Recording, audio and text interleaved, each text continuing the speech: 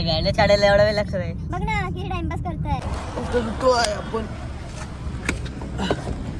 या प्रिन्सेस उतरताय का? या गावात प्रिन्स आला. ही आपली गाडी. नंबर नका बघू. टाइम झालेला आहे आता. ऑलमोस्ट 11 वाजलेले. हॉटेलला जाऊ मग तिथून बघू आम्ही काय करायचं इथे. आपल्याला मग आता आरामच करायचा आहे ना. ही बघा कॉपी कॅट लागली बघा कामाला. भेटू तुला. आता आलेलो आहे लॉज मध्ये. इथं आहे दादा. त्यावेळेची हालत खतरनाक करत सगळे झोपलेले होते. मला पण आत्ता आठवलं की ब्लॉग काढायचा आता.